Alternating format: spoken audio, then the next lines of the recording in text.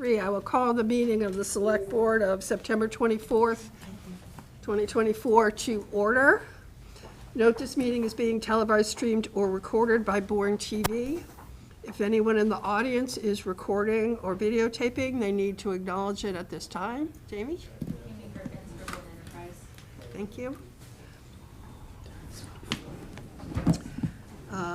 Use of flash photography during Select Board meetings is prohibited.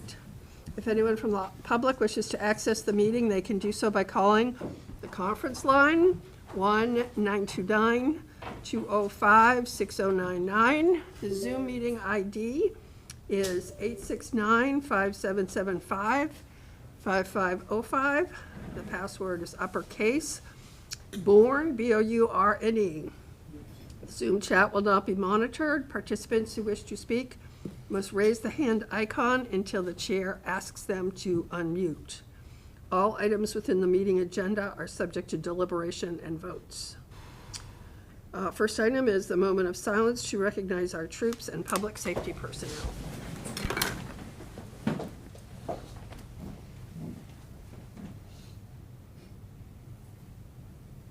Second, salute to the flag. I pledge allegiance to the flag of the United States of America and to the republic for which it stands, one nation, under God, indivisible, with liberty and justice for all.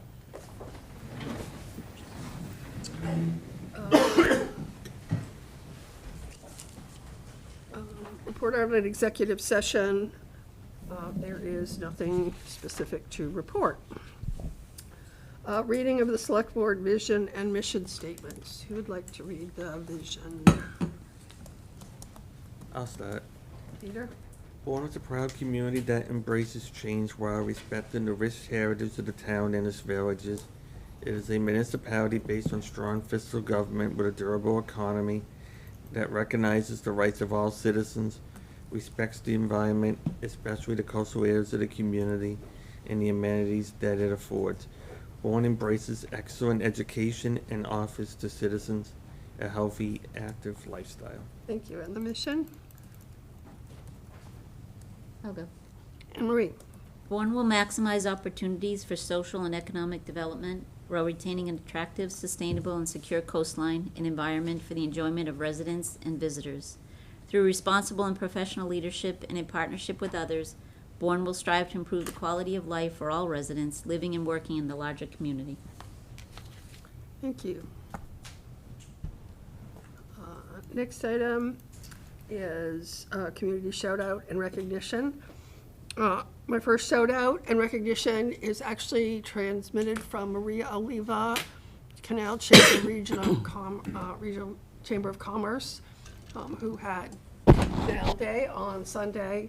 And she wanted to sincerely thank everyone in the staff of the town of Bourne, the police department, DPW department, fire department, just everyone for helping make that event happen and being just really supportive, and including the town administrator's office. So thank you to that. And I'd like to also a shout out, a recognition that Jim Boyle, who has worked for a long time in our DPW department, received a commendation from the recycling people for a lifetime commitment to improving recycling. So that was good.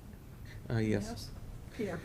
This Tuesday at 2 in the afternoon at Station 3 headquarters will be the swearing in recognition of making David Palanzi our permanent chief, Joseph Carrera Jr. as our permanent assistant chief, Kyle Lima elevating from lieutenant to deputy, Scott LaBelle as safety officer or inspections officer, and then Joshua Barrett moving up to lieutenant. And all these people, all these members have done great work and paid their dues to earn those respective positions. And I want to commend them for that and say congratulations. And continue to keep on doing the great work that you've been doing since you've been there. It's this Thursday. Yes. Upcoming at 2 p.m. Yes. Yes. Okay, anybody else? All right, awesome. Okay, Public comments on non-agenda items. Is there anyone signed up for public comment on a non-agenda item? Seeing none. Okay. I don't need to go through the rules. 7, annual presentation from Joint Base Cape Cod Leadership. Welcome. Thank you. Congratulations, gentlemen. Ladies and gentlemen, my name is Chris Foe, retired Brigadier General and Executive Director, Joint Base Cape Cod. I'm going to try to make things short and sweet. I do have a couple of things I'd like to say. First of all, my job here tonight is really to introduce the incredible command team that we have running Joint Base Cape Cod. Personally, I wanted to thank each and every one of you for the support and camaraderie that I and my team has received in the last 5 years. This will be my last select board meeting. I'm retiring in July, and I retire with a smile because it's been an incredible experience. And before I just didn't make the introductions, I was asked to just identify something. We did it last night too, is that Joint Base Cape Cod is working closely with the regional composting folks. And our current situation, have identified a site that we think will work to do a proof of concept for organic composting on JBCC. It'll take a little bit of time as we get through it, and that'll give us the opportunity to, because we're also in a planning process right now, to identify the final resting places of our missions and our housing areas, and that'll make it easier for us to identify, should this work as well as we hope it will, the final site for that apparatus, that facility. And looking forward to going out with your team to take a look at their example site in Manchester. Great news. Arrow? Yes? No? Should work.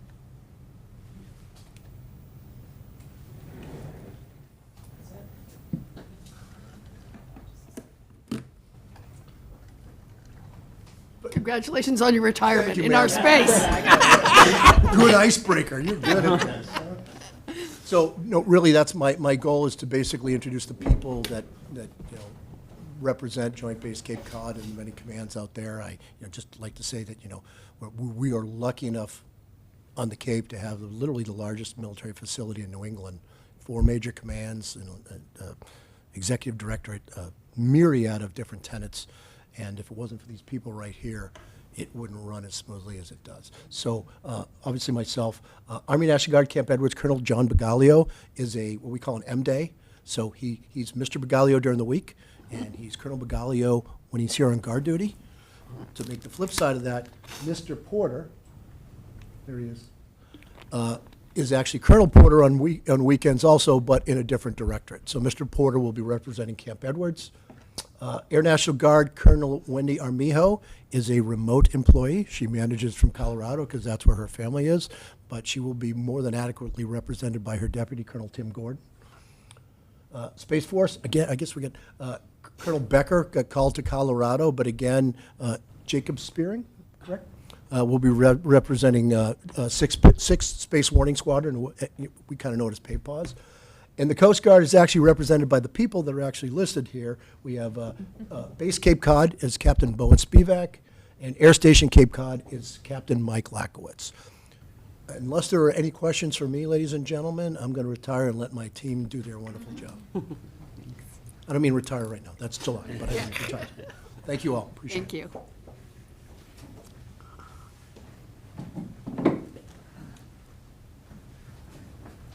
Good evening. Mr. Matthew Porter tonight, as General had stated, but Colonel during the weekends.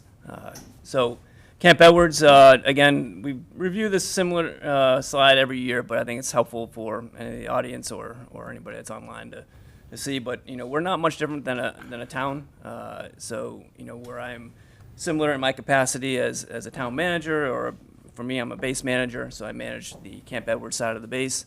And we have directorates that might be slightly different, but some of them are similar, like DPW. But we have our logistics, we have our plans, we have our environmental team, and our public works. But also on the base, we have different tenant units that also reside there as well, either tenant units that belong to the military or partners that are either renting or leasing or what have you, some land out there as well. So We have an aviation battalion. We have an EOD, so explosive ordnance detachment engineering company. We also have one here in Bourne. We have RTI, which is where our schoolhouse is. And USDA has a lab out there as well, so on and so forth, and as well as the Barnstable Corrections and Dispatch Center. So we have quite a few partners that are out there using and working with us on a daily basis as well. Next slide, please. All right, so what do we do out there at Camp Edwards? So we're a training site primarily, so a little bit different than some of the other services that I'll brief tonight, but we are there specifically to provide the land and the support resources in order for our soldiers to train and prepare for whatever's ahead of them, whether it's deploying overseas or serving the governor in a capacity where they have to, some form of function here in the state as well. So it's a dual mission that we do. So our primary training area is over in the northern 15,000 acres, also known as the Upper Cape Water Reserve. So we ensure that we provide a great training venue for our soldiers, but we also make sure that we're protective of the aquifer as well as the habitat. Some training activities that we do, whether it's up in the northern training area or within the cantonment area, which is the southern acres that we have, are some of our things like rappel towers and obstacle courses. We do a lot of simulations as well. So we do a lot of that stuff in cantonment, and some of it, like our ranges and our maneuver, up in the northern 15,000. Next slide, please.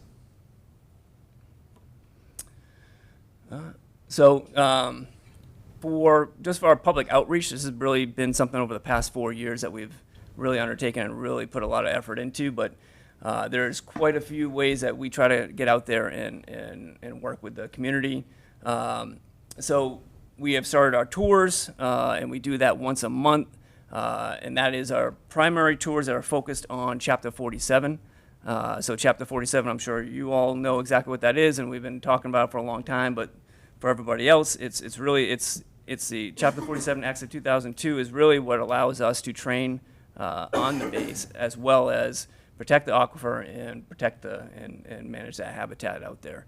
So it is very important. It basically provides our left and right limits on how we can work together to train our soldiers and protect the environment. We work through a committee or several committees. We have the EMC, so the Environmental Management Commission, which is served by 3 commissioners. So we have DEP, DCR, and as well as Fish and Wildlife. So the Fish and Wildlife chairs the organization, and underneath them they have some advising committees. So we have the Science Advisory Council, which is made up of professionals within their fields of science to examine activities that we're asking to do or we're doing in the training area, as well as the Community Advisory Council, which also serves the public and their concerns. They feed information to and their guidance to the EMC, and the EMC make sure that what we're doing is conducive to protecting the habitat, protecting the aquifer, as well as compatible military training. So that is kind of the regulatory body outside of the EPA that manages kind of what we do in the training area. Let me see. Yeah, so a lot of people ask on a regular basis, what do you do and how can we get information about the base or activities that you've done on the base over the past year? So we have a QR code, the State of Reservations Report QR code, which if you scan it, it'll give you every bullet that we've fired over there. It'll give you every person that is trained on the base, all the data that you are looking for, activities that we have done. Has to be reported. It's mandated that we report that on a yearly basis. That comes out in February to March at the latest, usually every year. It's published, it's made available. Members of the EMC get it. Some public libraries get it. Those who want it, others have decided they don't want it anymore. So we make sure that we have a QR code or other ways that we push this information out and it's available. So if you ever have a need for any information about what we do on the base as the Army, that is definitely the place to go first anyways to examine that. Kathleen Colva, that's her email on the bottom. She is our public outreach coordinator, and she is, I'm sure everybody here has probably met her or seen her. She's definitely out there. She fills my calendar and fills Colonel Bagalio's calendar, and we're out there, talking to the communities as well as, attending, for instance, we were at the One Cape, Summit this past week, so we make sure that we're out there and hearing the people, the people of the communities and making sure we get our message out there as well, what we're doing. Next slide, please. That's it. That's it? That's all I got. Any questions? Any questions for Mr. All right. Colonel Porter? Thank you. Thank you. Thank you. Good evening, board members. Colonel Tim Gordon, Deputy Commander for the 102nd Intel Wing. Good to be back. I think this is my third year briefing you folks. I have just a few comments to make and a couple of slides here to go over. If you could advance to the next slide. So we call this our placemat. This slide kind of identifies our wing and the organization itself. I'm pleased to report that our intelligence missions are fully operational, doing really great work and interesting work for the United States Air Force. Those are the 102 ISRG and the 202 ISRG, which is Intelligence, Surveillance, and Reconnaissance, ISR. And these two groups are interesting in that they do their work right here on Cape Cod, right? They are what's referred to as employed in place, meaning they are doing active duty, taking federal taskings from the Air Force and executing them right here in real time on Cape Cod on a full-time basis. The 253 CEIG, Cyber Engineering Installation, it's an engineering group. We have our medical group and we have our mission support group that kind of keeps the base running and keeps the lights on. These groups, not only are they responsible for their job here on the base, but they are subject to a traditional cycle of deployments. So we have folks that deploy to all parts of the world on a cyclical basis, and we've got a decent number actually that we're prepping up to be deploying over the next 30 days. If we could go to the next slide, please. Just some pictures of what we do, right? A few, just to illustrate our folks at work and really the diversity of the work that they do. Whether it be the Intel analyst on the top left, sitting behind a desk looking at a bunch of screens, or our logistics folks on the bottom right, loading that big C-17 Globemaster cargo plane. We're serving the needs of the Air Force, right? We also have our domestic operation missions as well, where we serve the emergency type needs of the Commonwealth of Massachusetts. So we have up in the top center our medical group folks doing some training there, and then we have on the bottom left our security forces that are doing some riot control training. So we're very proud of the fact that we're able to flex from our federal mission to our state mission and then back and do so very quickly based on the demands. Let's see, and my favorite picture, the bottom center, that is our family day. We have an annual family day where we bring all of family members onto the base. We feed them bouncy houses for the kids and a bunch of sugary snacks that the kids love. So we start off with our honor guard posting the colors, and there's a saying in the guard that families are the heart of the guard. And it really is true, right? Because we have some really intelligent, dedicated, talented airmen, but they can't do it without the support of their family and the support of their community. So I thank you for that. In fact, we have 34 of our about 1,200 members come from the town of Bourne. So appreciate that support. And but anytime we have an opportunity to show our appreciation to our families, we do so.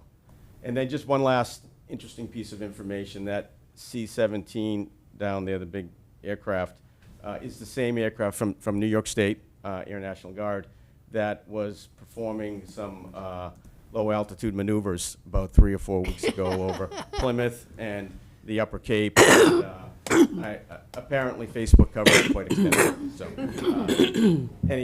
So, that actually completes my brief. Pending your questions. Any questions? Thank you. Thank you very much. Great.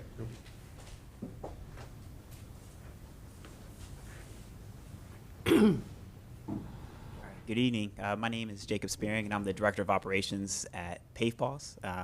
So we're kind of hidden behind Market Basket in our own little section of Camp Edwards or Otis, so not a lot of people know about us, so I can kind of give you a little quick summary of kind of what we do. When you think Pavepaws, think two things, missile warning and space surveillance. So with missile warning, we're kind of a relic of the Cold War era. So if you notice, we have a couple other radars across the country that all kind of are in the northern section of the United States, right? In Alaska, Northern California. We also have a radar in Thule that does the same thing, which is in Greenland. So thankfully, I'm not up there right now. I'm here, so appreciate that. But in the Cold War, right, the quickest way for Russia to attack us was over the North Pole. So that's why we're here and we're kind of facing more northern face. But we also cover most of the East Coast as well. So there's part one, missile warning, and then part two is space surveillance. So I don't know if you ever seen the movie WALL-E, when he kind of shoots up through the earth and then there's all this space junk around there. Well, we're keeping track of all that space junk essentially, right? Because there's a lot of stuff going on up there and a lot of important things, not only people at the International Space Station, but government assets and also economic assets. So think Starlink, for example, how important that is right now for internet connectivity. We're making sure that everything's kind of where it is and where it's supposed to be. So as far as our footprint here, we have about 60 military individuals here. That includes 2 Canadians as well. And we're also hoping to get a Brit here on exchange sometime in the next year or two, which would be kind of cool. The rest is about 10 to 15 government civilians, and then we also have about 45 individuals who are contractors. So the contractors and civilians are all local, and they've been here for a long, long time, and they know the radar inside and out, but they're definitely embedded in the community as well. And I'll say this is my second time here, so I'm happy to be back, and I just love this area. Our home station is, we're geographically separated, so my boss right now is in Colorado, so he got called home for a couple days, so that's why I'm here with you, but that's who our main leadership is in Buckley out in Colorado. You can move to the next slide. For this slide, we're very reliant on Joint Base Cape Cod for clinic, medical services, housing, all that kind of good stuff. And then one thing I'll point out before I step aside here is the milestones and projects. We have a wind turbine project that we're trying to push through where right now we have 2 sources of power. So we work on commercial power, actually. And then when maybe the weather's pretty bad or it's in the summertime and they want us to kind of take load off the grid, we'll go to diesels. So we're trying to move away from those diesels as a backup and move to a battery project, which is still a couple years away, but we're hoping to utilize the wind turbines to help do that. If you don't have any questions, that's all I have. If you have any questions, I can answer them now. Any questions? Thank I've you. been Have a there good at this impressive operation. Yeah. I did have a tour with Senator Markey. Good evening, everyone. Good evening. General said save the best for last, so here it goes. Well, I'm after you. I thought we were one team, wear the same uniform, but whatever. I work for Captain Spia. Okay. So movies, if you've seen The Guardian, if you've seen Finest Hours, you've seen what we do out on Cape Cod. And I'll go through just 2 slides here, kind of highlight what we're doing out there if you've probably seen some of this already. But Captain Mike Lackwest, I just moved back here from Coast Guard headquarters to take over the air station this summer. I was stationed previously here from 2007 to 11, where we used to fly the jets out here. And it's good to be back. This is where I'll retire.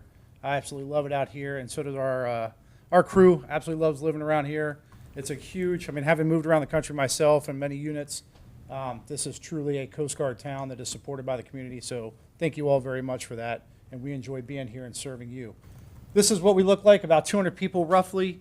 I think the takeaway for you all, what is it we do? We provide 24-hour day, 365 day of the year support to the mariner in distress offshore, right? That's kind of our bread and butter for the last 200-something years is we respond to those in need offshore, support the local fishing community when they're needing us, and also enforcing some of those laws and treaties out there to preserve the fish stocks of America and a $14 billion fishing industry as well. We have 3 helicopters and 3 aircraft, like I said, on duty all the time with a crew on each side, and all the maintenance support and logistics supports to go with that. And we obviously rely on Bowen over there a lot for that as well. She'll talk in a second. I won't steal her thunder since she said she's better anyway. I think what also people don't realize up here, if you've never heard our kind of spiel is, We are the only aviation asset for the United States Coast Guard from the northern tip of New Jersey all the way to Canada.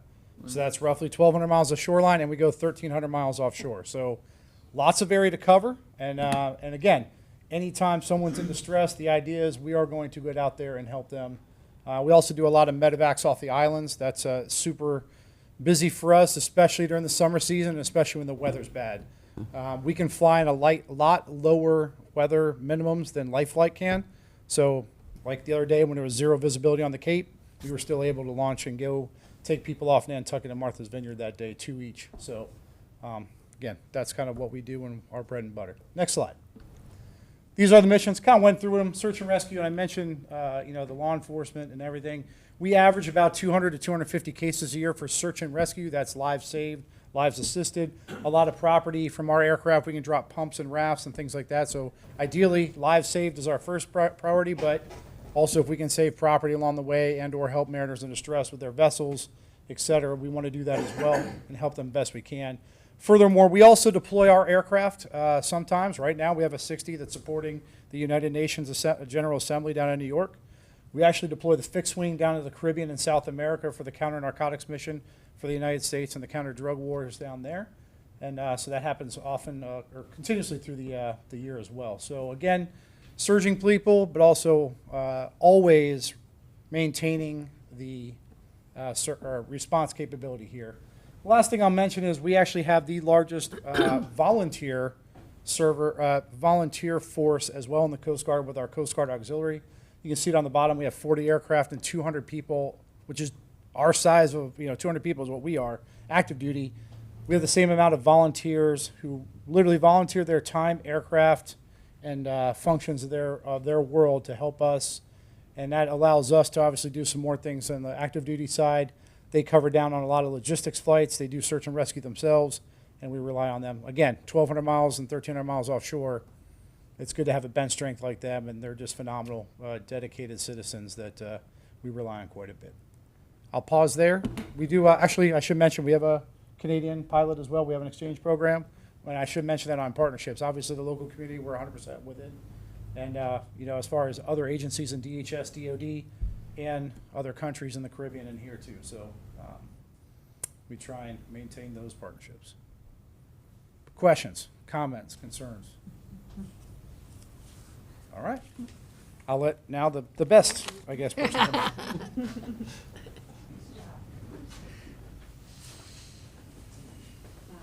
Good evening. So great to be here. I just want to thank General Foe for his leadership. Congrats again on your retirement. And as you can tell, it's very much a joint effort for all of us. But I'm less glamorous than Captain Lakowitz. I support him and his crew and our joint service brothers and sisters and other Coast Guard units. And I'll get to that in the next slide. But this is just to give you a little sense of the fact that it's not just the air station and the Coast Guard base on Joint Base Cape Cod, that we've got a Marine Safety and Security team, we've got a Reserve Port Security unit that deploy, we have a Fisheries Training Center, and more, as you can see there. So, and that doesn't include the fact that if you've been down to Woods Hole and seen some Coast Guard assets out there, there's a sector just a few miles from here, and stations, patrol boats. And so we do have a good size Coast Guard footprint. And if you go to the next slide, I can explain what we do. It's pretty logical, right? You need to be able to have a clinic, right? We support, mentioned before, in terms of different folks that work with us. I want to thank the Air Force. We've got a physician's assistant that is Air Force in our clinic. So we got a Coast Guard clinic, but with Air Force provider as well. So that's, I think, a really neat thing. Housing, we do have a small housing footprint for Coast Guard families, but also for joint families. I know we've got some Space Force families living on base as well. And then it's unique to have a golf course. The Coast Guard doesn't have golf courses. I think the Air Force has probably a few. But we do have a Falcon golf course and grill, which is great for our wellness and morale. A lot of families, whether they live on base or not, it's nice to have opportunities to have recreation options. We've got RVs, and you can rent gear, kayaks and such. And then if you don't get paid right and have your orders squared away and your what we call admin, your administrative stuff squared away, you can't do the really tough missions that our partners and the Coast Guard does. So we provide that support as well. So that's kind of a snapshot, and that's all I have, pending your questions. Yes. This may not be under your purview, but I know earlier this summer, it was announced that the Coast Guard, Cape Cod Canal Coast Guard Station was cutting back their boating, or their hours to 8-hour days due to staffing shortage. And which means if you're not gonna be out on the waterways patrolling, the canal has their own, for the U.S. Army Corps, but the waterways, now you're putting more stress on locally on, the Bourne Fire Department with the fireboat, DNR rescue boat will have to possibly kick in, as well as other communities. And I guess we're stressed thin as it is, as a community. And I just want to get the word back that we need to increase those hours by longer than just 8-hour days. If there's a world when they want something bad enough, they'll find the money somewhere. But public safety on the waterways is paramount, because we're a waterways community. And I know from an aviation point, you're from the Canadian border down in New Jersey, so I realize you're doing a lot there as well. But just from a waterways perspective, locally, I guess I don't feel that cutting back to 8-hour days is fair. To to have other assets have to pick up the slack. And if there's anything we can do to increase, those hours, for public safety reasons, I would love to see it. I can take, that's not my lane. I can take that back to our district, our sector and district work that, but I appreciate that feedback, and we'll definitely take it back. Thank you, sir. Yep.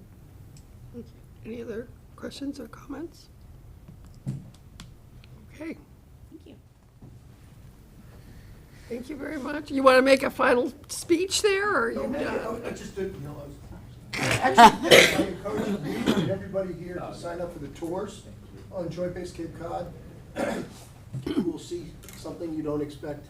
It's a phenomenal, amazing work that they're doing out there. I think from a conservation Can you perspective- do me a favor, go to the Sorry, microphone, I was because just- we have, I just thought I was just being friendly. it's on the, we're on TV, so that microphone's for the TV. No, I just want to encourage everyone, I basically grew up out here. I've been on the base since '87, but there's a lot of people that thought, when you go downtown, hey, the base is still open, questions like that. I think if you haven't been on one of the tours, especially on the select board or, other managers in the town, I encourage it. I think it's both eye-opening and very impressive. The conservation efforts on base, you will find nowhere else in the region, and I mean that wholeheartedly. And that goes for our town leadership as well as the citizens out here. I really think it's a good take, and I want to encourage you. And again, thank you very much for your hospitality. Did the slide thing explain how to sign up for a tour? You know what? Anytime, just if anybody emails me, we'll get you. So you can even put that on your website or put it wherever you want. We'll get that to you. I don't know. Is it through Kathleen Colva? October 18th, the next one. Kathleen Colva is just an amazing person. I actually think there's 3 of her. 2 of them hiding at any one moment. Just email Kathleen, and you will get all the information you want. But you also have my office, myself and Mr. Rendon. You're free to email us directly. And if we don't know the answer, we'll get it for you. Sounds great. All right, thank you all All again. right, thank you very Appreciate it. much. Thank you for coming. I Yeah, thank appreciate you. it. Thank you for what you do. Thank you.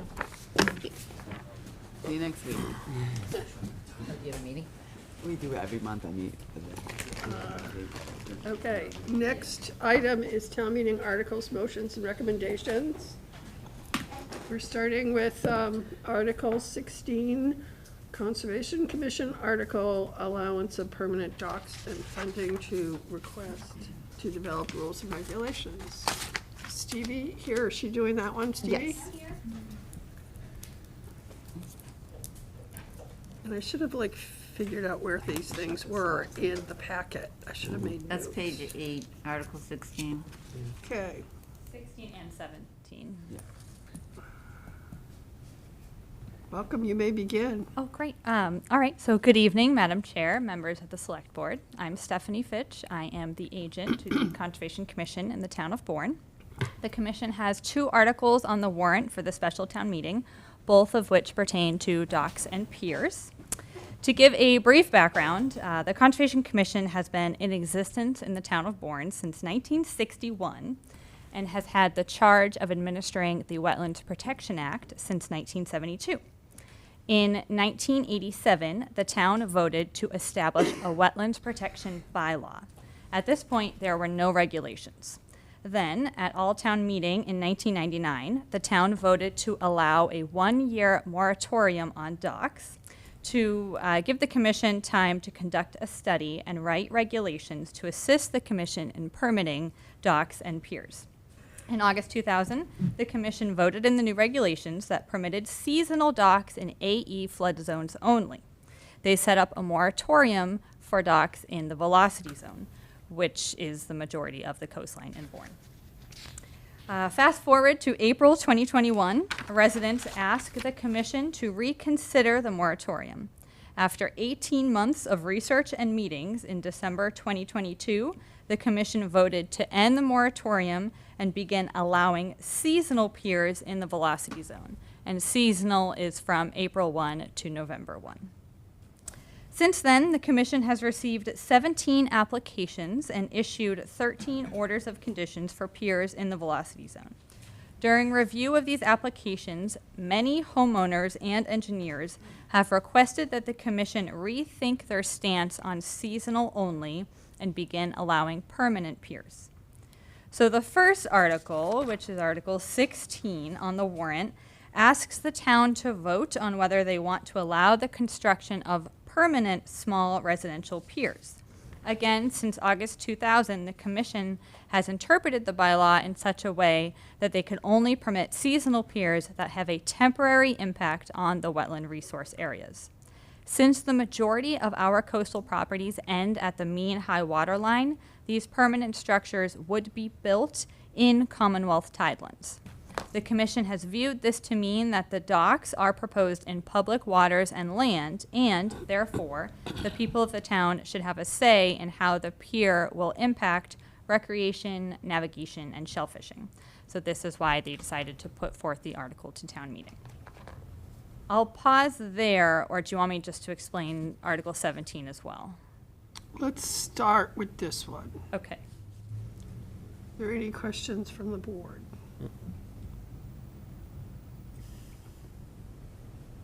So this would allow permanent year-round in all areas. Correct. As long as it meets, all the regulations set forth by the commission. But yes. And those regulations include length of dock. Yep. Yeah, length, And width, location, how it would impact navigation. They're likely still going to stick with 100 feet from any moorings or channels. They have a set distance from bathing beaches. Water depth is a big one around here. They have to meet a certain water depth. Okay. Nothing grandfathered. It would just become this. If there's piers already existing, they obviously can stay. It would just be any new construction. What's the reason for this? You said seasonal was what, April till when? November November 1st. 1st. Which is, boats are supposed to come out of the water, right? The moorings, on moorings. Yep, moored yep, the winter boats. stick, yep, is on. So would this one allow boats to be attached to a dock in January? No, typically ramps and floats are still seasonal. So those would be taken up. The boat would be put up for the winter. I don't know where they go, but the pier, the dock itself would stay in the water. And I think, at least from what I've heard from homeowners and engineers, well, A, it's a cost. You're putting it in and taking it out every year. There's not a lot of contractors who do that in the town. I'm sure the list is getting longer now that we have 13 more docks and many more, coming. And there's different arguments for both sides on the environmental impact. Some people argue that putting in and taking out piles every year can actually do more damage, while others say that permanent pilings tend to be the larger, like 12-inch pilings versus the smaller pilings for seasonal piers. But that's another argument. And I think, people, sometimes we have gorgeous days in the winter, and maybe they want to go out and enjoy their dock. So is there going to be anything other than this explanatory in the handbook about what the permanent docks are going to require larger pilings, or, I mean, the pilings say at Monument Beach Marina, those are permanent, right? Yes. And the ones at Taylor's Point, those are permanent, right? They're big, yeah. They Do can we have be. any other permanent ones other than the big marina ones? There's a couple. I mean, I don't know if Kingman's and, so the pilings stay there. But there's even a couple, I think there's like a couple permanent piers in, you'll see them on the Pecasset River. Because, you know, They people were have had docks. grandfathered. Yeah, They were they're there grandfathered in. before There's a wherever. couple out on Scraggy Neck that have just been out there. But it's not many. So the pier part of it can stay, the floats have to, I Yep. feel like on the north side of Scraggy, there's some things that get you out to the float that stay. Yep, They don't exactly. take Yeah, those the down. dock, yep. So, yeah, back to your question. I don't know how much information we can include in the handbook. I was working, I actually spoke with the commission at the last meeting about putting together some sort of press release or something just to get the word out there to explain that this is on the warrant and should be voted on, and that our residents should be aware that it's here and they can vote on it, whether or not they're waterfront property owners. I'm looking for guidance on how people would vote, and pros and cons, or like what's good, are there things that we should be considering? I mean, just asking people what they want Yeah. I'm just concerned that there'll be a lot of questions Okay. for making a decision unless all the people that want permanent docks are just going to show up and vote yes. Or all the people that don't want permanent docks are going to show up and vote no. So having some, and personally, as a select board member, if we're going to have to present this article, I think we are going to need some background into what some of the history that you said, but have it written down and some pros and cons. Okay. I think would be helpful. Okay. Any other questions What about this? constitutes small? Yeah, exactly. I mean, what's small, what are the piling requirements? Yeah, less than 600 square feet. We have 125-foot maximum length from mean high water.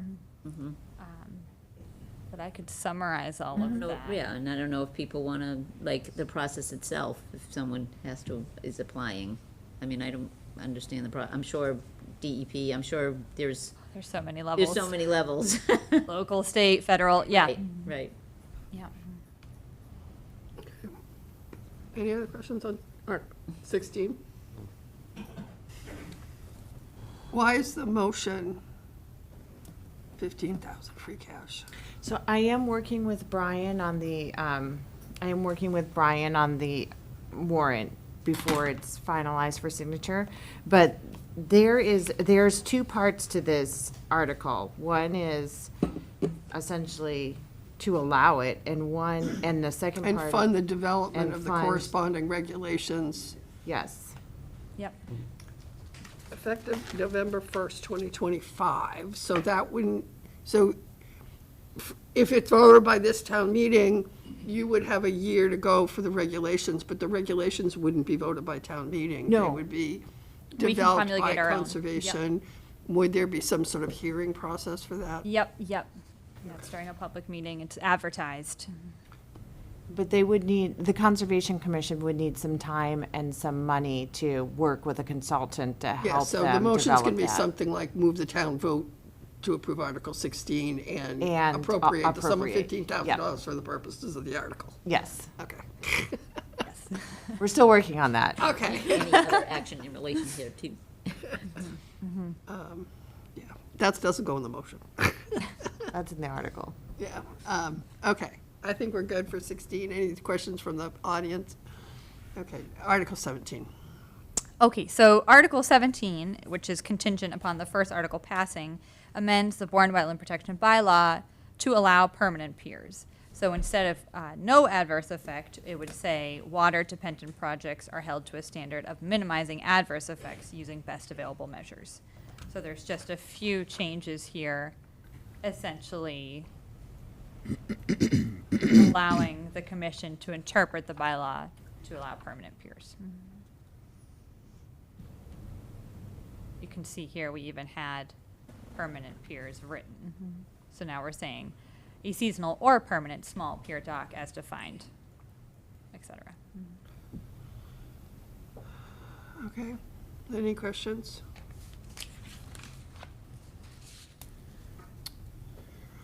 I foresee a lot of discussion about these two articles. Yeah.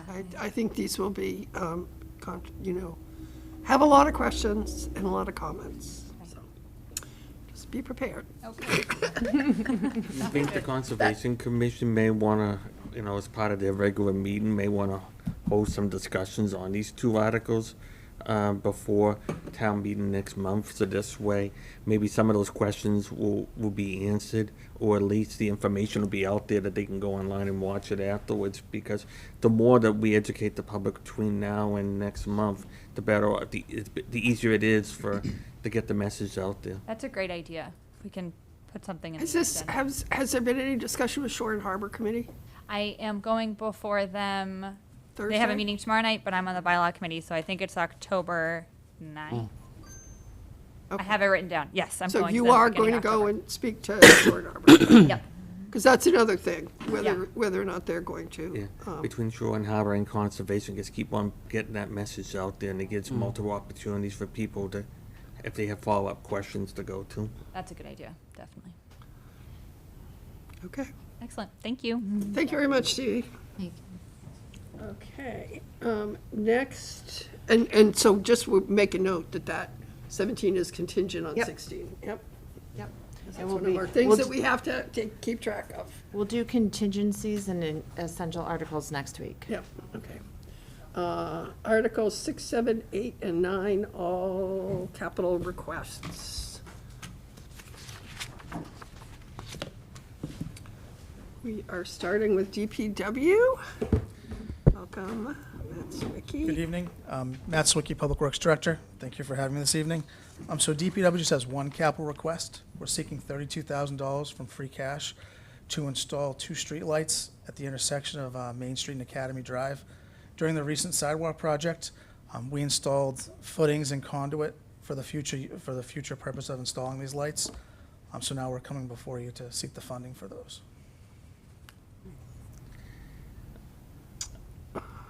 I will say I'm happy that this is being done, but I would like to see an ongoing program that we can continue down the street in future, in future town meetings, we can allocate the funding, because even as let me think, the public safety night we had on 9/11, towards the end of the event, it's getting dark. And you had kids and stuff, and you're trying to, cross the street on them, on the other side over there, and without proper lighting, someone's gonna get hurt or injured. And so, I just think just for safety, that we should, continue beyond this, and as part of an ongoing capital plan, so eventually all of Main Street, from one end to the other, rotary to rotary is lit safely, because that the west end of Main Street is a very pedestrian busy area. You got maritime cadets that are parking behind the old movie theater over there. You have some vibrant restaurants like Mahoney's and the Crew Tide that are over there, and then events on Thursday nights, in the summer, We need to do what we can as part of the ongoing capital plan to have more lighting on all of Main Street, but I always start at the west end and work your way down, because, I think it makes for a safer environment over there, but also it looks better. It doesn't it's not haphazard. Understood. And I was actually thinking about this tonight, because there's a lot of so in the 85 to 93 block, this came up at sewer commissioners. They've put in sort of like lighting in front of their stores, but it's not really It's for spread out. crossing or.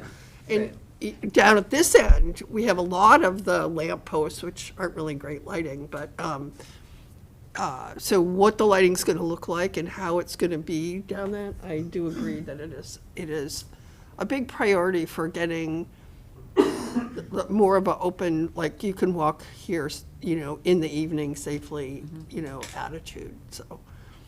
But I think this is a good project. And are there, there's 2 sidewalks, are there lamp posts at each? Yes, Are there there's 4 a diagram lights? in there. There's going to be a lamp post at each end of the crosswalk. Okay. So if you haven't had a chance, thank you, Matt. If you haven't had a chance to look at the capital link on the website, all of the backup for all of the projects people will be speaking to tonight is available at that link. Yeah, it's just, there isn't really a, I've got the document open, but there isn't really street lighting on page, you have to kind of go through to look at the On page project and 11? like where the, On page 11, there's an image with the Yeah. 2 Yeah. posts Yeah. on there.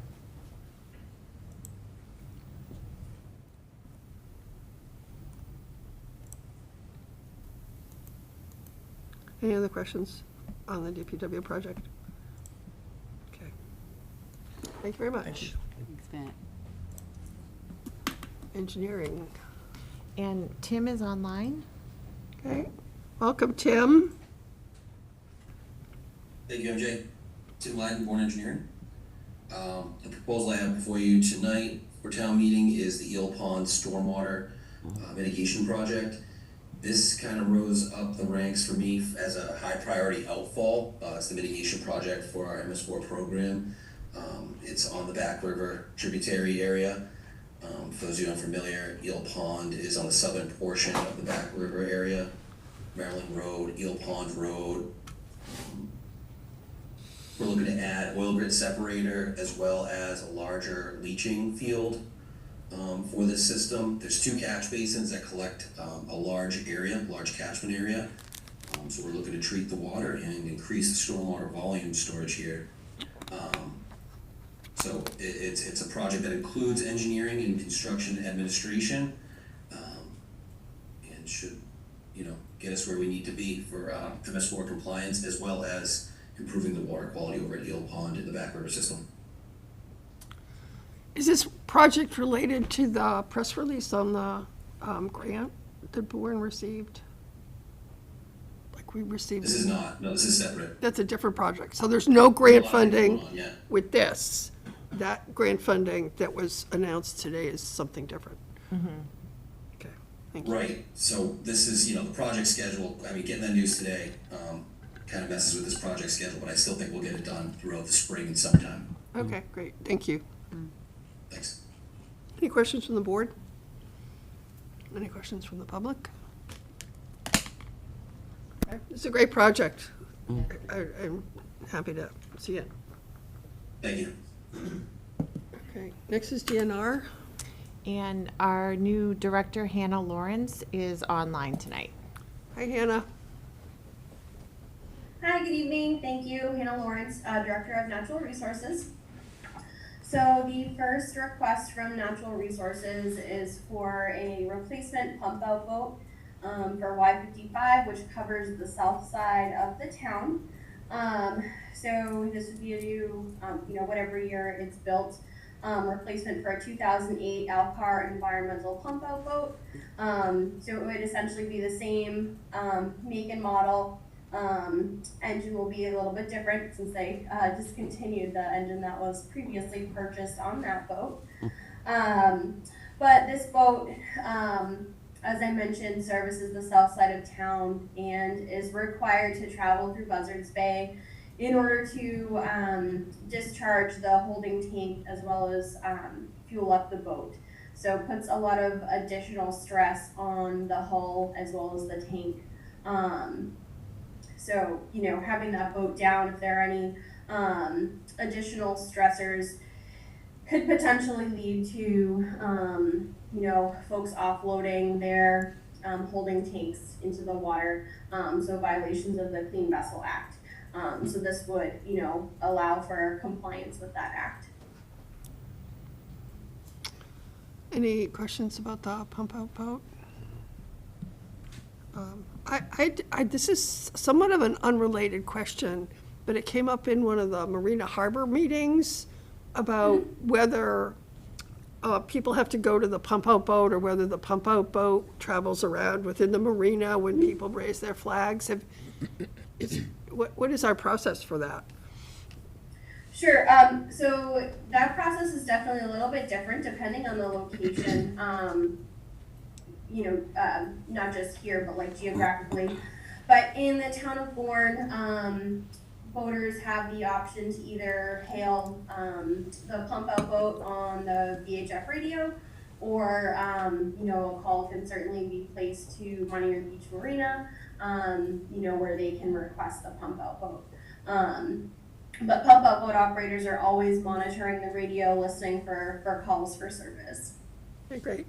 Or is it stationary sometimes where people Yes, just go there to are them? some land stations as well.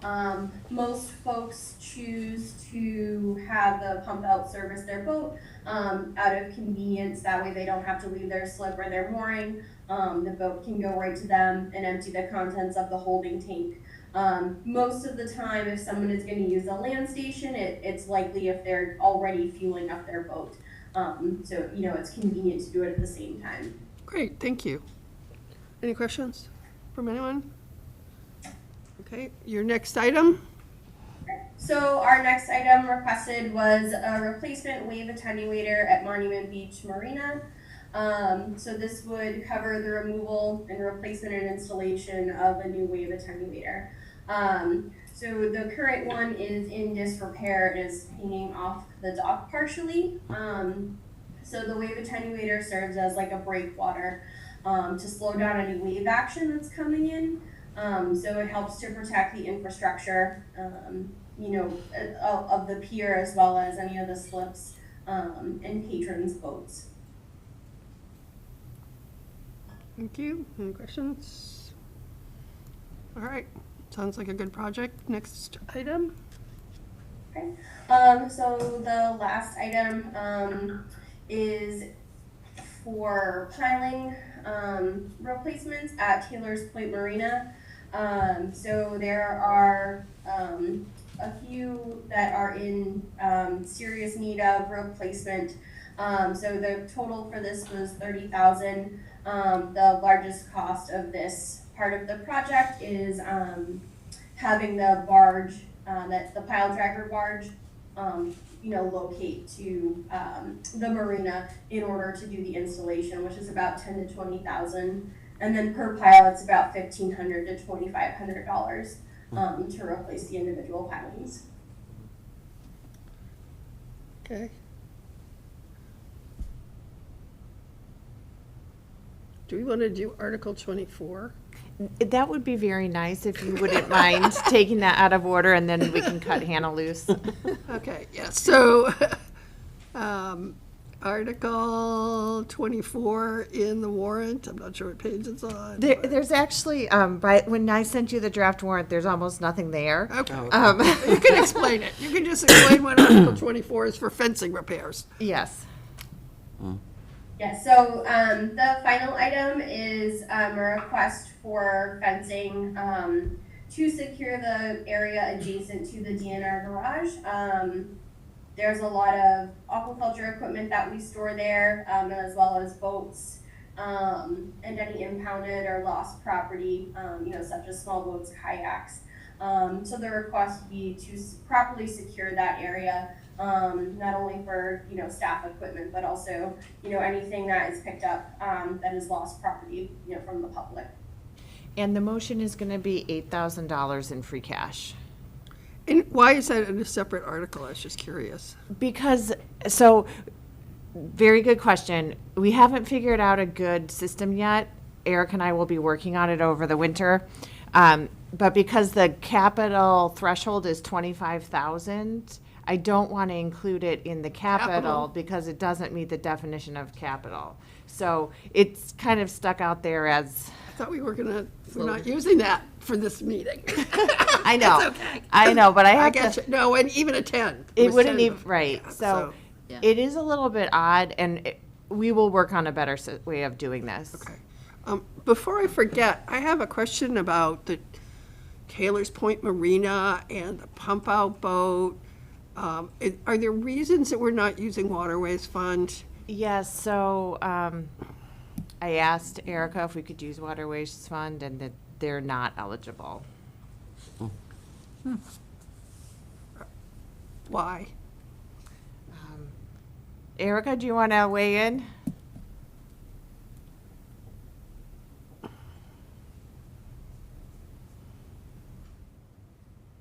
So, you're still on mute. Can you hear me now? Yes, thank you. I'm going to get used to this. So I need to look at the balances as to why, or as to how much can come out of there in the specific purpose. So for purposes of this meeting, we thought free cash is a better source of the funds until we have a better handle on that. Yeah, I actually wanted to get, I'd like to have, before we approve everything, I'd like to get where we are in Waterways Fund. Because we've had, I mean, we put money into the Waterways Fund every year but that we have had some expensive dredging projects.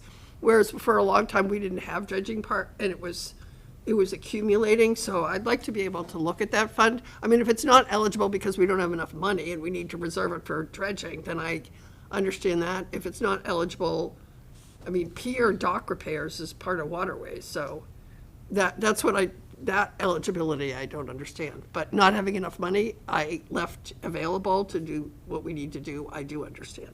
We'll definitely take another look. Okay, thank you. And if we can not use free cash, we won't. Well, I mean, I don't know what our free cash situation is, because I don't have a report on that yet, so. Yeah. Yeah, I get cautious about using free cash, but I think based on the OPEB, we've got a lot. Yeah. Okay, I think that's it. Thank you very much, Hannah. Welcome. Thank you. Yep. Okay, next is fire.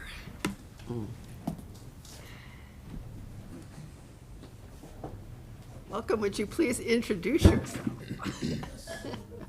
Good evening. Thank you. Dave Palonzi, Fire Chief. Thank you. Welcome.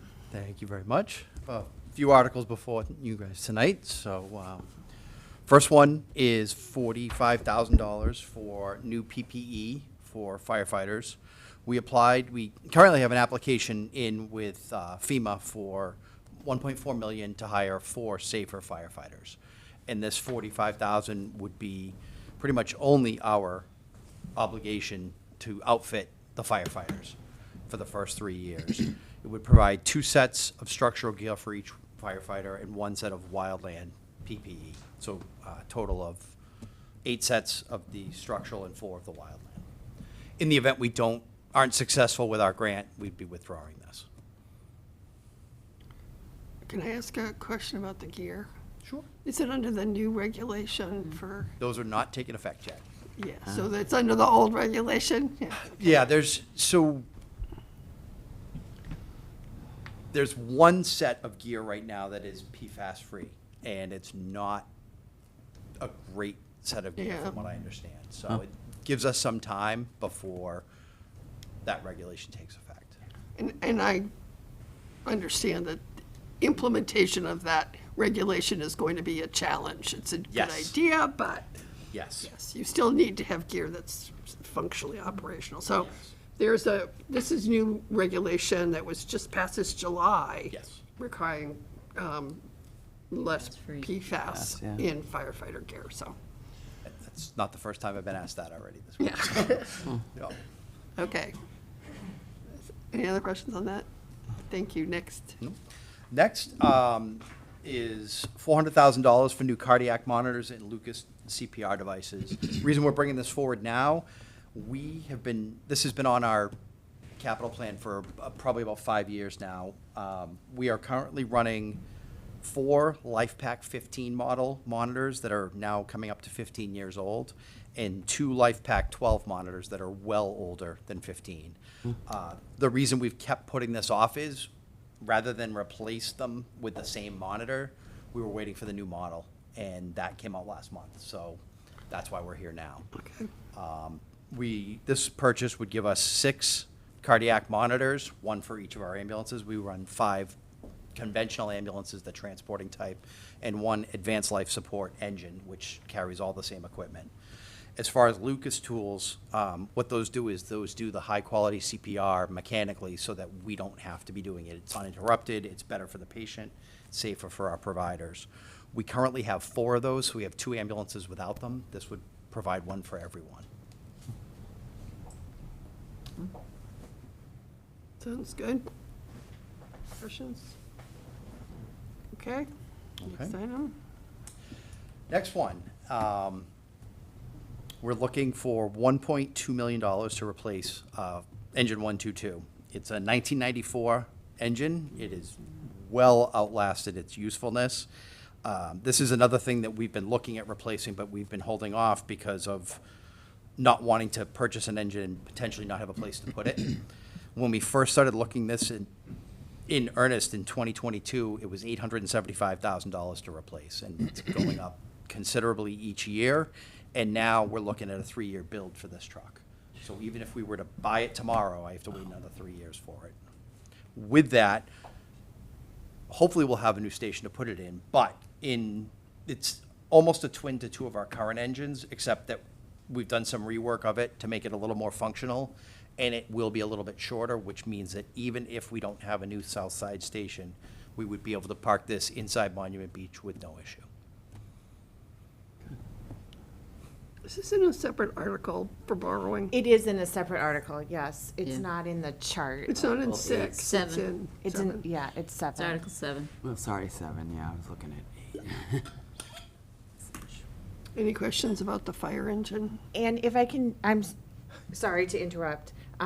If I can just add to that, the fire department has submitted a grant Oh, yes. application for about $900,000. And we will hopefully hear shortly, before town meeting, on whether or not they're successful with that grant. And if it's awarded, we'd like to come back to you about this article and talk to you about some options. One is that the amount of the grant would be used to offset the cost of the replacement. So we wouldn't need to borrow the 1.27, and we would just use free cash to make up the difference between the grant and the total cost. The other option we would like to just alert you to is that it may make sense, if we are successful with the grant, to order 2 engines. And there is a discount, a 2% discount per engine from the factory if they can run the production twice, so they would be the same. And it would allow you to purchase 2 engines for essentially probably about $1.4 million with the grant. So because there is such a long lead time, by the time these are built and delivered, you're looking at the time to replace the next engine anyway. So if we're not successful and the town is not awarded the grant, we're committed to replacing 122 for the 1.27 million. But if we are successful, we'd like to come back to you and talk some more. Do we have any idea when we're going to hear about that grant? Well, hopefully by Friday or possibly next week. Okay, so it's in time to adjust the warrant. It will be in based on- time to adjust the warrant, yes. That sounds good. That sounds like a good plan. Yeah, I Works. I mean, And what's the funding source of the grant? Aid for firefighters grant. It's, the FEMA Assistance to Firefighters FEMA? grant. Okay. Yep. so that sounds good. Good work. That works. Because fire engines last a long time. I mean, how old is the fire engine that we're replacing? 1994, 30 you said, years. right? Yeah, so NFPA recommends basically taking them, putting them into reserve status at 20 years and taking it out of service completely at 25. And like I said, we've looked at this for a while. It's been on the list to get rid of, but we were kind of waiting, but now it's. And we've done some other refurbishing things with fire engines. I just feel like, yeah. I'm We don't not want to gonna- do that. I'm not suggesting that. I'm not necessarily going to recommend that. Yeah, I don't, Not with the 1994 engine. no, I wasn't for this. I was just, I don't have, we have several engines and they're not, most of them are pretty old. I mean, if you did the second one, how old is the second oldest It's an one? 01. 2001, yeah. Yeah. So if it's gonna take 3 years to get it, it's gonna hit its life span. So I think that's a good plan. And I hope that eventually they're not gonna, it's gotta cap out at cost at some point, because it's gonna, but it continues to rise. I would imagine but there's such a demand for vehicles that it keeps pushing it up, because we're not the only department looking to replace trucks. Right. Okay, that's a good plan. All right, and the next one is Article 8, right? Yes, so the next one is the land acquisition for 171 Clay Pond Road Okay. for $1.5 million, also borrowing. This would be the location for the new Southside Fire Station. That's Article 9 though, right? Not 8. Oh, sorry. It's the roof. Oh, sorry, okay. Yeah. So the roof is $750,000 borrowing. The Station 3 roof is the original one to the building, and it is definitely showing, it's been leaking for a while. The town's tried to repair it, not with a lot of success. We could do a significant repair, however, it's pretty much at the end of its life, so we're recommending a replacement of the roof. And along with that, masonry repairs along the capstone and parapet wall and the top of the wall where it meets the roof. We conducted a leak test over the summer to determine kind of what exactly is happening with the water infiltration. And it is the masonry and the roof. So we're recommending that we do both. Okay. Any questions? Sounds good. Now, Article 9. Sorry. So, 171 Clay Pond Road is the site we've been looking at most recently for the home for the Southside Fire Station. As you know, we have received an appraisal back just slightly over $1.5 million. So the asking price is sustained by the appraised price. Town council and the sellers council have been going back and forth with a draft P&S that's in progress. Perk tests were conducted by Matt's team this morning there. So it was also witnessed by our geotechnical engineer. So we're doing as much due diligence as we can prior to acquiring the property, and all signs are looking positive at the moment. So we're recommending that you move forward with purchasing this. Okay. And I believe the Southside Fire Station had some discussion today about having some sort of a public information meeting. Yes. Yes. Yeah. But I do think that we need to have, there was a fit test that you did on that property.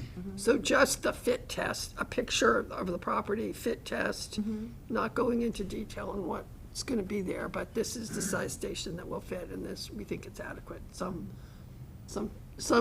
assurances that it's going to be an adequate site would be good, I think. Yes. And that fit test plan is in the capital Okay. file, the backup file. So it's available, and, we can certainly share that. Okay. Okay. Is that it for fire, for articles? I think so. I think so. So, good progress. Yeah, thank Very you. meaningful town meeting for the fire department. Thank you. Thank you very much. Facilities. Sure. I'll take that one. The community building fire alarm system has reached its end of life. It's existing with the building, it's original. So all of the fire alarm and protection equipment will need to be replaced. So what is before you is $60,000 to replace all of the equipment and protection, pull stations, smoke detectors, heat detectors, master control panels, as well as remote communication panels. So that is included in the $60,000. Okay.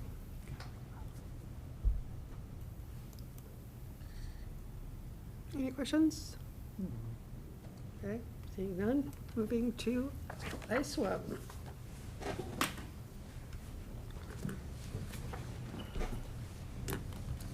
Madam Chair and Board, my name's Dan Barrett. I'm the General Manager of the Integrated Solid Waste Management Facility, and we have two articles for your consideration this evening. The first one is replacement of a mainline service pipe to our sprinkler system in the C&D building, the construction demolition building. Early this summer and, well, early this spring, we began to notice pinholes in that trunk line. It's a dry system, so it's air pressurized, and those pinholes lose air. The compressor can't keep up.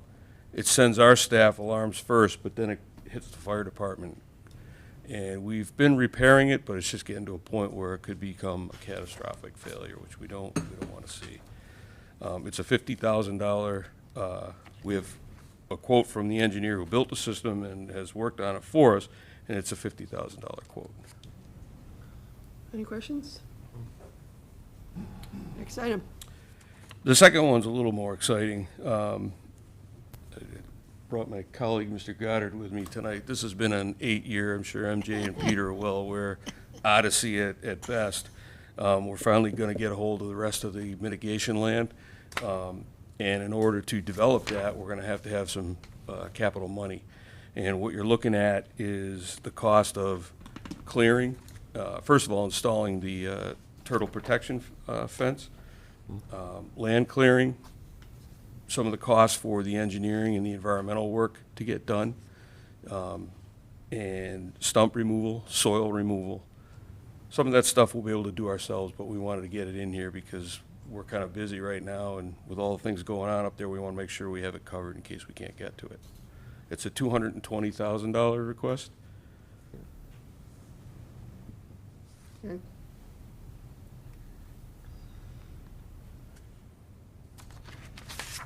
Is that separate from this acquisition and transfer of certain parcels of land? Yeah, actually, the land comes before, we had to get the land before we could develop this. This is why we're not coming like Johnny come lately. We couldn't do anything until we got the land. It looks like we're going to get the land. If you'll get to vote on that later. Yeah, MJ, so there's this tonight, it's really kind of the ISWIM show. So this is capital money for the cost of the clearing. There's also the town meeting authorization article to accept the land. Correct. Or to purchase the land. Plus, there's additional items on your agenda tonight to do the transfer for the conservation restrictions. Yeah, we're gonna be busy with you tonight. And So is this piece of the 220,000 contingent on any of these other votes? No, I would say no. I would say it's Well, if not. you don't purchase the land, are you gonna still need to do the clearing? Well, we should probably talk to that a little bit. I know we were probably waiting for that article to come up, but this is, as I said, the culmination of 8 years of work. This represents the final piece of the puzzle that will allow us to develop that full 12-acre parcel. If we don't get this, then, we go back to square one and redesign. It'll significantly impact our longevity as well as our ability to develop the site for uses beyond the landfill. So, I mean, I think we need to do it all. I mean, obviously, I'm thinking, Yep, no, I, thinking town meeting, and I'm thinking, I'm,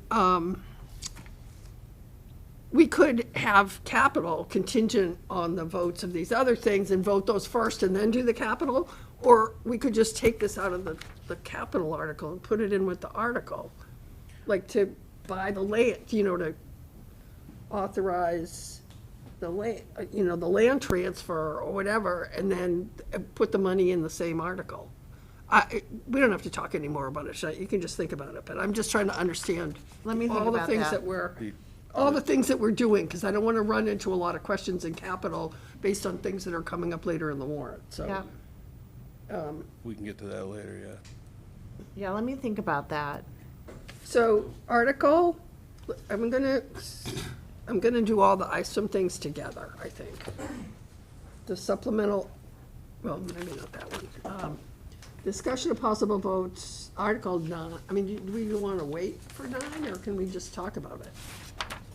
He's up there. Discussion of possible votes on the acquisition of the parcels? Is this all the same? If you want to just do them in the order of the agenda? We can do it now, and we can get to the supplemental budget later. It might be smoother if we do it now. So Article 20 is town meeting authorization to purchase and transfer the land. So if you want to talk about that one next? Yeah, so this money is going with this Article 20, right? No. No. Article 20 is to discuss transfer of the land. There's one specific parcel. It's referred to as Parcel A. It would be under Agenda Item 9B. ISWIM owns land already. We have it. It was designated for a specific purpose when it was purchased. It was actually taken by eminent domain. And I'd read you the language, but it uses the term dump, and we're not real happy about that. But anyway, it's older language, and it basically gave it a specific use for a landfill. What we're looking to do here is transfer it internally. Typically, we wouldn't have to do this, but because it was bought for a specific purpose, town council advised that we do indeed transfer it. The Board of Selectmen transfer it to the Conservation Commission, and that changes its specific use. It's no longer for landfilling or waste handling. It's now for conservation use by the community in perpetuity. So it's an important step. So that's Article 20. Yes. To see if the town will vote to authorize the transfer, care, custody of land at 201 General MacArthur Boulevard. Correct. Okay. So Mitigation. we have that land. We own it. We own it. We are transferring care and custody to conservation as the habitat for eastern box turtle mitigation plan. Yes. Correct. And this piece, so Article 20 is not land slated to be developed, so it's not, It's not It's related not- to the there's- Not related to the 220,000. yeah. purchase. Correct. It's Yeah. not contingent on, or the capital money is not contingent on this. Okay. And then agenda item 9 is discussion, do we already own the land for the 220,000? We're not. Yes, we do, but what's required is we need to have mitigation land or offset land. That's turtle habitat. That entire 12 acres was turtle habitat. So we went out, found land that would meet that turtle habitat or rare species environment. Division of Fish and Wildlife has been just absolutely fantastic with us. Over 8 years they've worked with us and been very, very accommodating to us. We've got 6.5 acres earlier. You saw that development up there. That's already been cleared. We bought 6.5 acres last year. That purchase was purchased at the same time, approved in the same town meeting as this purchase. So the money's there. The capital to buy the land is there. All we're doing now is approving the purchase and sale. What article is that? It's not an article, it's an agenda item. Okay. That doesn't need town meeting action. Okay. Correct. So that's why, this is not town meeting. That's not town meeting. That's select board. Yeah, Okay. that's why I was hoping we'd get to this, because I wanted to clear that up. There's Yeah. no town meeting Yeah. requirements for this operation. Okay, so I don't see that the 220,000 for land clearing is contingent on anything, so just, now that I Give it understand. in the chart. Now that I understand, there is Article 20 to transfer care and custody to conservation. Mm-hmm. And then there's some other action that the select board's gonna have to be involved with that's already approved by town meeting. Yes. Already funded by town meeting. Yes. We just have to take action on the authorization that's been authorized. Yes. Yeah, the signatures, and, I mean, we're getting down to the wire now. So the signatures and the logistics of transfer, the deed acquisition, you will have to sign, I believe MJ can sign that and be witnessed. Brian's going to have to do that. I have, We're not gonna get into those Okay. details right now. Okay. So we've done the ISWIM capital, and we've done the ISWIM supplemental, the ISWIM article, Article 20. I'm gonna hold off on that other discussion that's under Article 9. Yes. I'm gonna finish up the other things, and then you'll have, I'm sorry, you have to wait a little bit longer, oh, but, no, that's fine. okay. So, Yeah, item 9 is not a town meeting article, so it should wait. okay, is there any other questions on Article 20?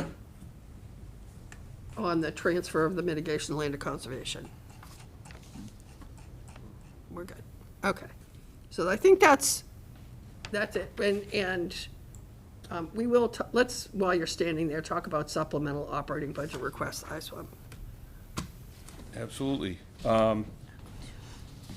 First off, we'll start out with the host community fee. We're looking to raise that $105,000 from $925,000 to $1,030,000.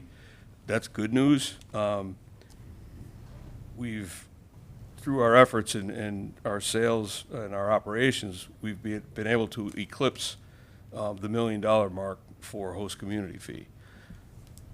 Last year, we hit, I believe it was 142, I'm looking at Erica. We put in for 130 this year. Right now, the host community fee is at 436. I did the last 5 years of CPI, which determines what that percent increase is going to be. It's 3.3%. That's volatile, as you well know. 2 years ago, it was 8.1. But the last 5 years is 3.3. So if you add 3.3 to 436, it becomes 450. You do the math on the basic 219,000 tons, we'll go over $1 million. So what you're saying, this is a budgetary change to change the budgeted amount for the host community fee from 925,000 to $1,030,000? That's what you're, and we had this discussion in the spring.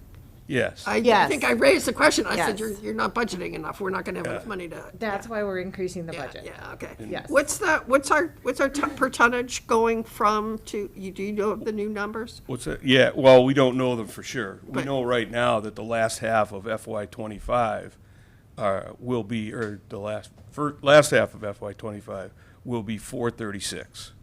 As you know, the CPI increases calendar year. Yeah. So January it'll roll over. And I anticipate, well, What's the first half of 25? 4.36, $4.36 What's a the ton. second half of? Should be, we don't know yet. Oh, you We don't- won't know it's until not set till September, January. the end of this month, right, Phil? I think- October, we get the new rates. Okay. And if, I just did a takeoff on what I've seen for the last 4 or 5 years, and it looks like it's gonna be at least 450. Okay, but we still have our budgeted revenue amount for host community fee at 600,000. Yes, that side is not changing. So, yeah, but we have to have a talk about that. We can talk about that, but not, Well, for FY '25. I'll stay out of that one. Okay. That's not Is that the the budget. only change, or do you have anything else? No. There's another one. There's another one. Boom. Last year, as you know, we embarked on the barging operation for Yep. leachate. We found a home, which was huge for us. We found a place to get rid of it, or it's not get rid of it, but a place to take it. It's very safe. We found that the best way to handle it, environmentally friendly, environmentally safe, logistically and operationally safe, and a good operation.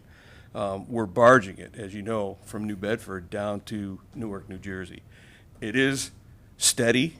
The folks that, it's a new thing. This has never been done before, to the best of our knowledge. It has been done with sewage sludge, but obviously not with landfill wastewater.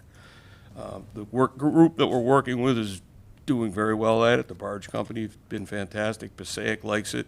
So it's working. But it is, however, a bit more expensive. It gives us a place to go. We hit our contract minimum, at which point we dropped 5 cents a gallon to move it. We were at 6 million gallons. That's our minimum. We went over about 866,000 gallons. So we saw the price drop, all in, hauling, trucking, barging, and disposal, all in is 29 cents, roughly, A gallon? a gallon, and it drops to 25 once we hit 6 million. The flip side of that is that we obviously maintain our ground routes. It's very important to have a backup. Our ground routes were coming in at 15 cents a gallon. Prior to getting the barge, our ground routes were up around 17, 18 cents, but probably 50% of that we were paying 35 cents a gallon to send it out to New York and down to Connecticut. So we no longer have to do that. So there is a So what's your increase in leachate? we're increasing the 5294 line by 2.25 million. And we're going to increase leachate by 1.72 million. It will total out at 4.62 million leachate. This past year, we were at 3,688,000, and a lot of that was due to the barge. I know we're busy. Rain. I mean, I it's know. rain. That's what I was going to say. I can't say enough about how much this has allowed us to do things. ACE has completely cleaned out the sewer system. We've boiled out all the sumps. We've gone after any perched water that we had. So it's a little bit hard to predict what we think is going to happen next year. We're hoping to bring the landfill up to a peak for a while and stop some of the inflow. However, we are doing a vertical expansion, which is over the old landfill. It's tough to get water to flow down through, but it's, as you know, a massive capital savings for us, but operationally it can be a little bit difficult. So we left a little area or a little room in there for us to, in case we have quite a bit of rain. Where's the other $500,000 going in? We took C&D went up this year. Actually, we took in another 1,400 tons. The price actually went down a little bit. We've been negotiating and found some better places to get rid of it. So that's going to go up to 2.3 million from 1.8. Last year we spent, I think, 1.9 million. So I took that up $500,000. I took our temporary help up 20,000, and I took fire suppression up 10,000 within that line. Okay. The fire suppression handles the hazmat sheds at the drop-off center, and Chief Polonzi has been working with Phil, and we've updated some of the safety things within that. So it's going to cost a little bit more money. So that line will top out at 7.2 million. It's the big one. And, you know, I don't want to keep going on because you got better things to do, but there is light at the end of the tunnel. I think we now have, now that we've caught up, we have the ability to balance where the material goes. We can sit on the barge a little bit if we need to. There is a minimum there, but we can obviously hit that, so we can sit on it if we are offered the opportunity. Any other questions about the OPEB budget changes? Thanks, Dan. No You problem. can sit down, but you still have to wait. Okay, next item for capital is the school department. Jordan or Dr. Joe? Or both? Hi, good evening. Thanks for having us again. It's the same project that we came to you with over the summer. I also wanted to take the opportunity very briefly to thank Ms. McCollum and Ms. Mastrangelo for being on our ad hoc committee, and then also for Ms. Sarunian and Mr. Meyer being on our strategic planning committee. So just want to take that moment because we're very excited about both of those things. So now I'll introduce someone who knows a lot more about this than myself, Mr. Geist. Thank you, Dr. Joe. Jordan Geist, Bourne Public Schools Business Director. The request before you is for the replacement of the chiller. The last time we were before you, it was just for the replacement of a part for the condenser, for the chiller. But now the whole thing failed, so we're requesting $280,000 to replace the chiller that serves the middle school. That chiller feeds into the library, the front offices, the administrative suite, a large classroom, and storage/office area at the middle school. We hope to get this project done over the summer before kids return back to school in the heat of next fall.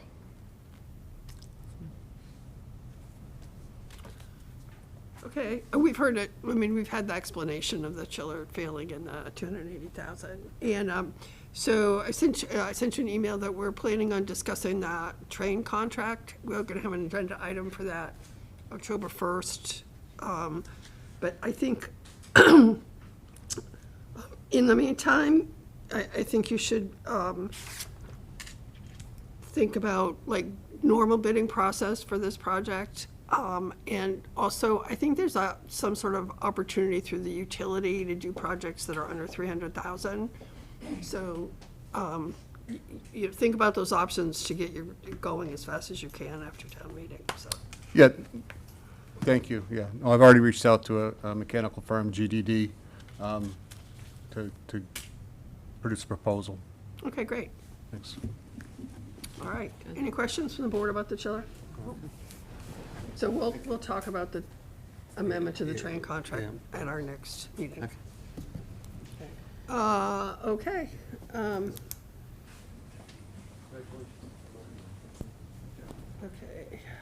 Supplemental operating budget request, DPW. Sorry, I didn't catch this before when you were up here. Good evening, Matt Zwicky, Public Works Director.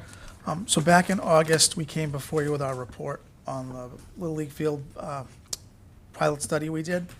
And we presented to you, we had spent approximately $38,000 or $36,000 to complete the whole process. Of that $36,000, about $25,000 was funds that we hadn't previously spent on the Little League fields. So our request for budget supplemental change right at this time is for FY25 to increase our overtime budget by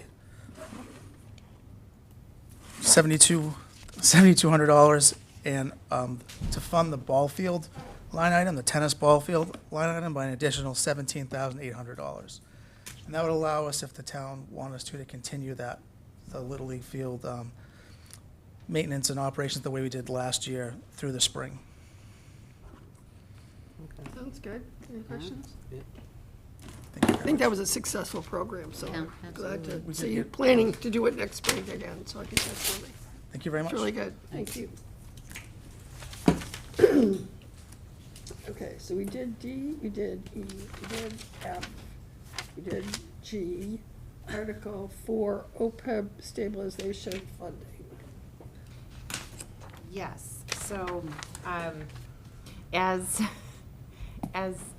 MJ alluded to, we have the new financial policies in place, and we agreed we'll build FY26 on the new financial policies. So because the OPEB and both the OPEB stabilization funding and the capital stabilization funding are adjusting FY25, we are keeping these articles under the prior set of policies. So Erica, if you would like to talk about OPEB first and then the capital stabilization. These are per policy on the old set, and then when we're here this time next year, we'll be talking about these motions and articles based on the new set of policies. Thank you. Welcome, Erica. Thank you. Okay, so free cash was certified last week, so the total free cash is $11,094,797. Our policy currently in place is to fund 10% to OPEB of the excess free cash. And excess free cash should be anything over the 5% policy. So our excess free cash would be $7,137,349.05. That takes us to approximately $714,000 of OPEB contribution to the trust for that policy. So I'm recommending the $714,000 at town meeting. And that's the general fund portion. And from the sewer enterprise fund, we're recommended the standing $30,000. And from the I Swim enterprise fund, we're recommended $260,000. Okay. Any questions? About the OPEB? It's all per policy.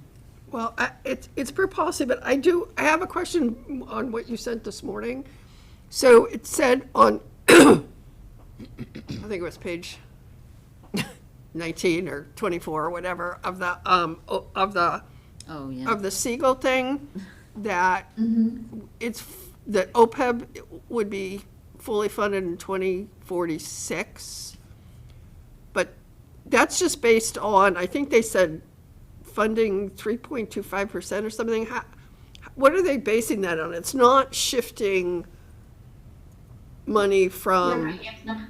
It's not shifting anything. That's based on the minimum fall town meeting contribution, which is $250,000. Okay. Plus our budgeted appropriation, which is the prior appropriation plus 10% of the prior year new growth. Okay. Well, that's how that number developed. But when we do shift things, that number or the amortization schedule should be funded sooner.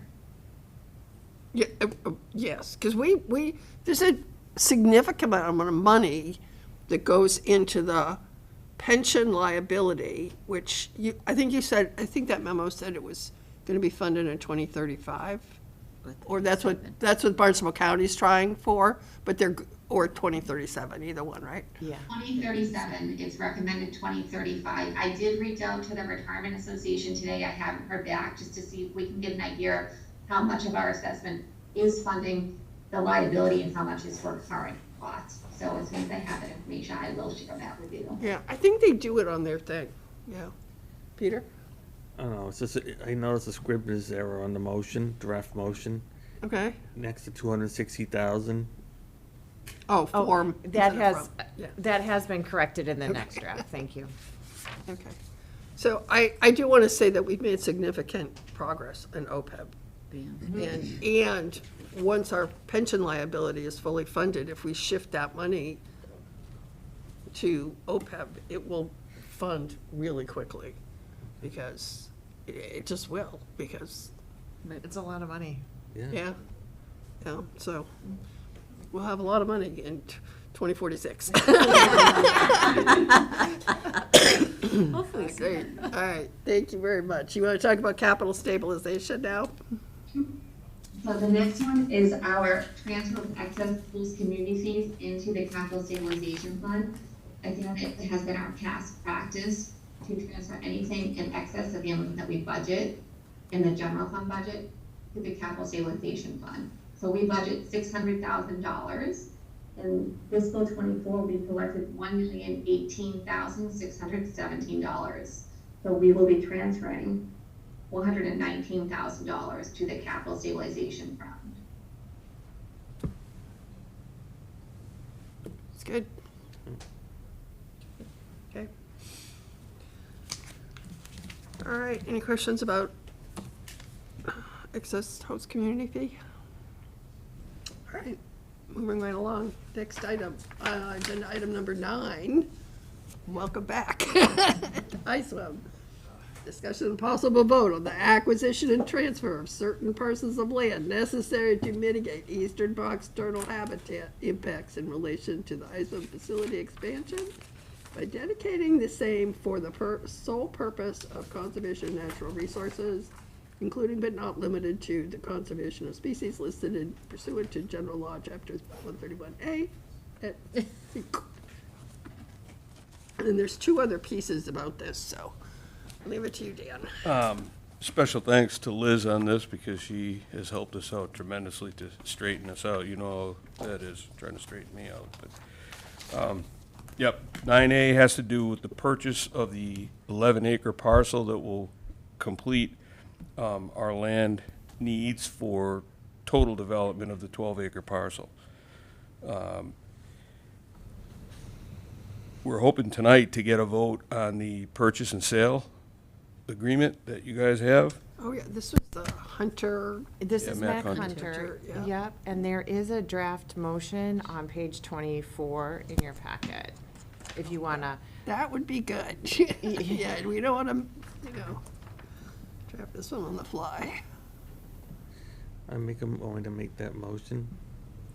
I think Dan has more. Yeah. Well, if you want, I'll make a motion, but if you have any questions or you'd like a little bit more explanation on it, we, as I said earlier, we bought 6.5 acres.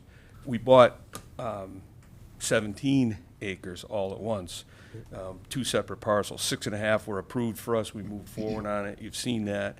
This is the last 11.5 acres, and like I said, it's been 8 hard years, and we're finally there.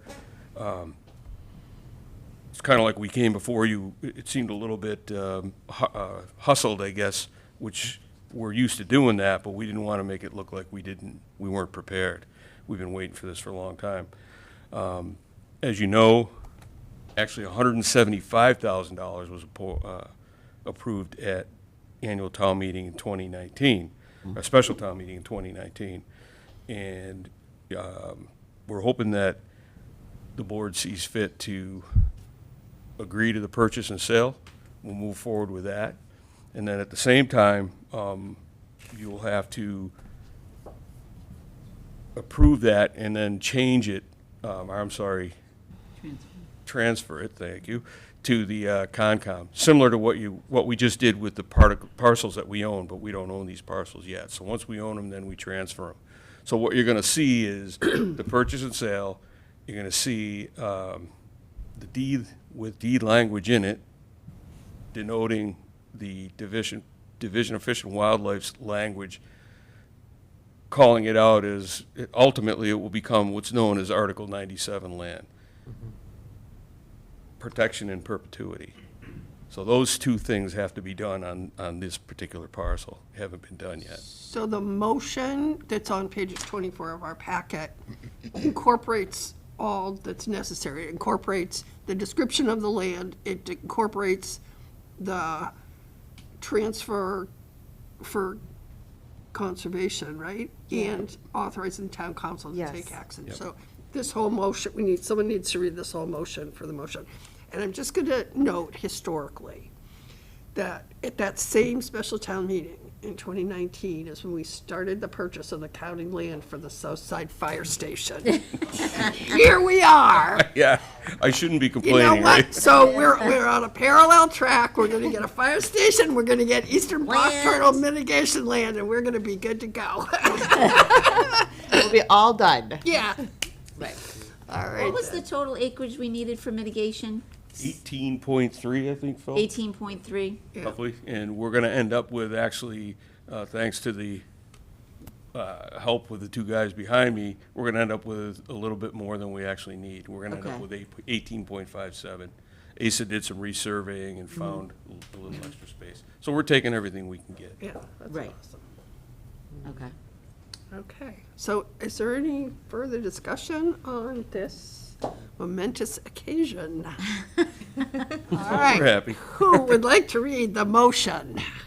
I move to approve and execute a purchase and sales agreement for the Mac Hunter land between the town of Bourne and Mac Hunter LLC for the acquisition of approximately 11 acres of land shown as parcel 41 on the town of Bourne assessors map 52 and being more particularly described in a certain quitclaim deed from Catherine L. Hardin, successor trustee of the Flyover Nominee Trust dated August 24th, 2018, recorded with the Barnstable County Registry of Deeds in book 31486, page 1, and being shown as lot 1 on the plan entitled Plan of Land of Assessors Map 52, Parcel 41, MacArthur Boulevard, Bourne, Mass., prepared by Green Seal Engineering, Inc., and recorded with the registry in Plan Book 675, page 72, and further to approve of the form of deed attached as an exhibit to the purchase and sale agreement,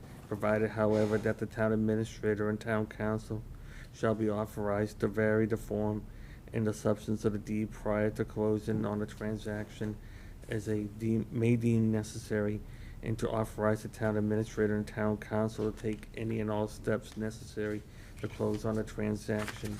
And number 2, with respect to the land at 201 General MacArthur Boulevard, shown as Parcel A on a plan entitled Eastern Box Turtle Mitigation Plan dated November 21st, 2022, recorded with the Barnstable County Registry of Deeds in Plan Book page 699, Plan Book 699, page 6, transfer said land to the care, custody, maintenance, and control of the Conservation Commission in accordance with Mass General Law, Chapter 40, Section 15A, for rare species mitigation pursuant to the Mass Endangered Species Act, Mass General Law, Chapter 131A, and its implementing regulations, 321 CMR 10, and number 3, authorize town staff and town council to take such further steps as may be necessary and appropriate to carry out the votes for 1 and 2, including making any changes to the form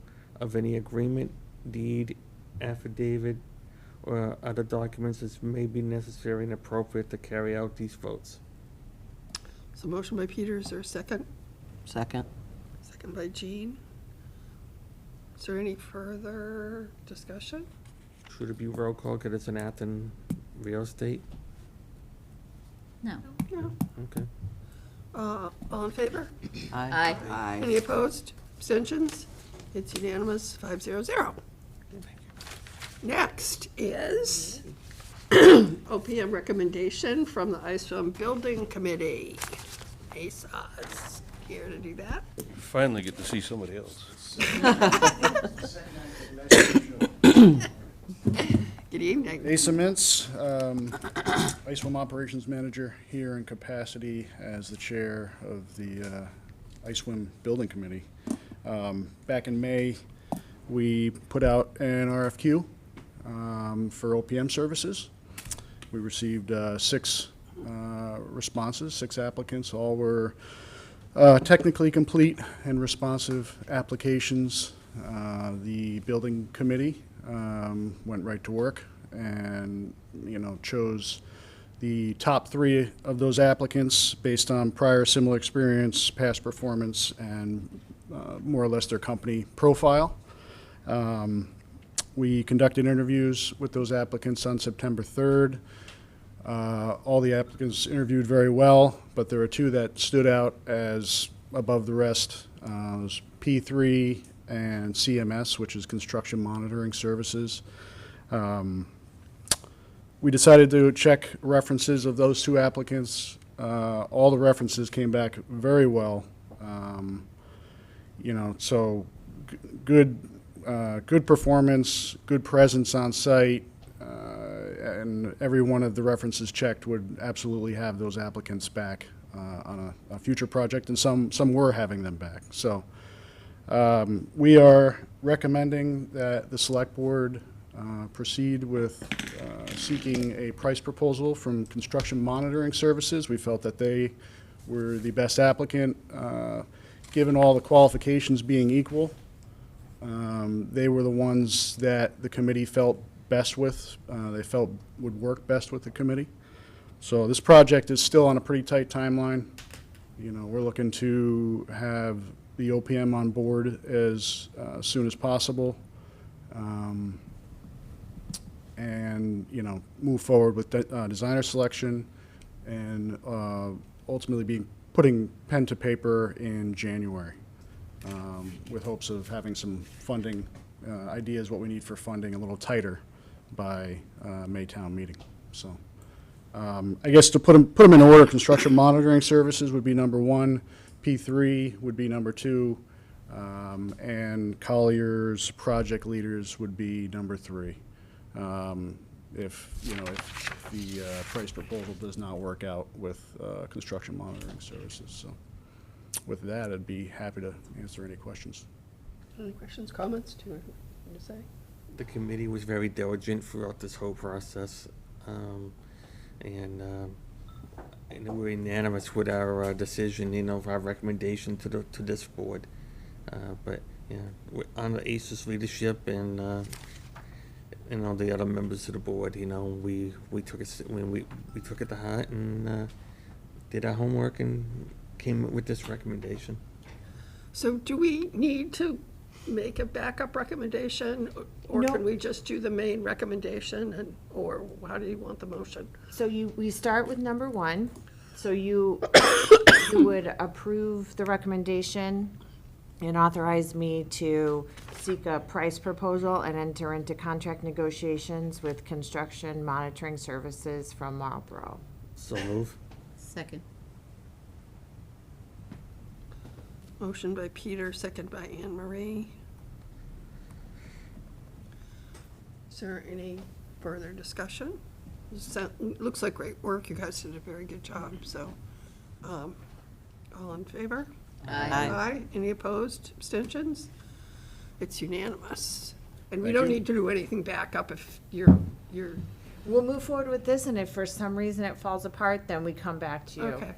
All right, sounds good. Very good. Great. Thank Thank you. you very much. Sorry you had to wait so Thank you. long. Okay.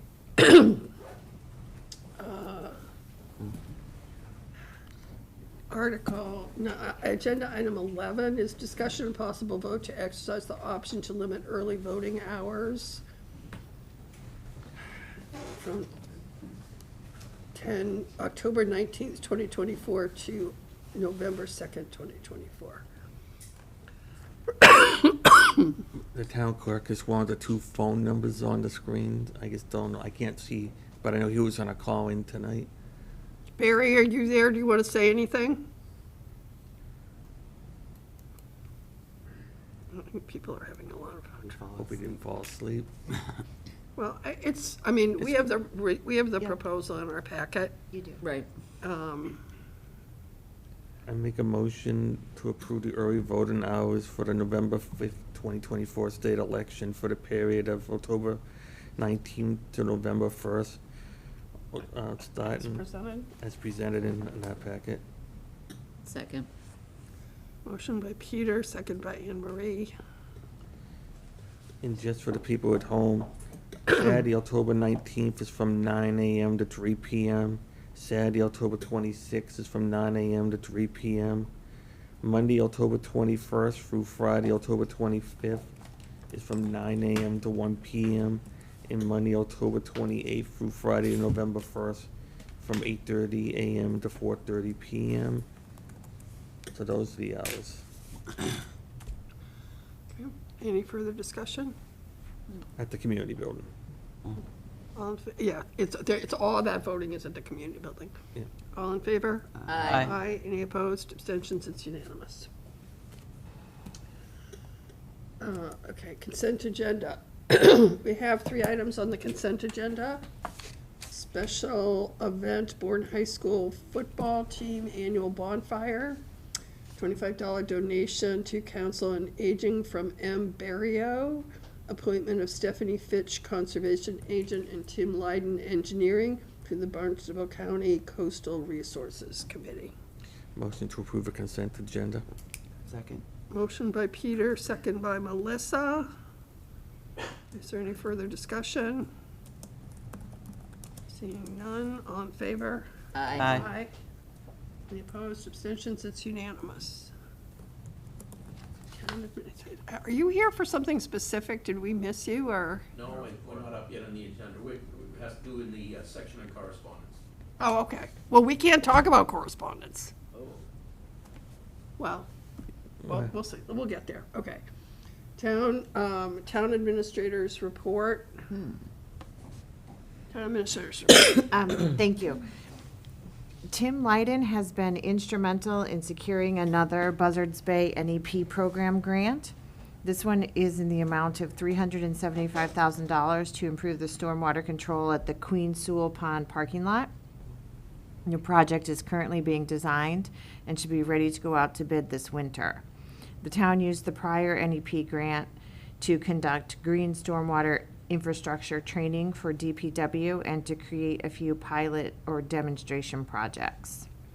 Mr. Lyden also helped to secure a stormwater treatment project grant to install 7 individual drainage facilities in Pecasset near Hen Cove. The grant award is $629,000, and the local match was funded at the last annual town meeting. The total budget for this stormwater project is $814,000. The Bourne Police Department has been awarded $39,000 from the Municipal Road Safety Grant Program. This competitive grant uses federal funds to reduce roadway crashes, injuries, fatalities, and associated economic losses in Massachusetts. Barnstable County has been busy with the dredging project for the Hospital Cove Channel at Bassett's Island. The operations are moving toward the south end of the channel now, and the dredging is expected to wrap up shortly. Hannah Lawrence, the DPW director, will be providing the board with a report on how the project went. Ms. Lawrence and the Shore and Harbor Committee have just begun gathering data for a municipal harbor plan.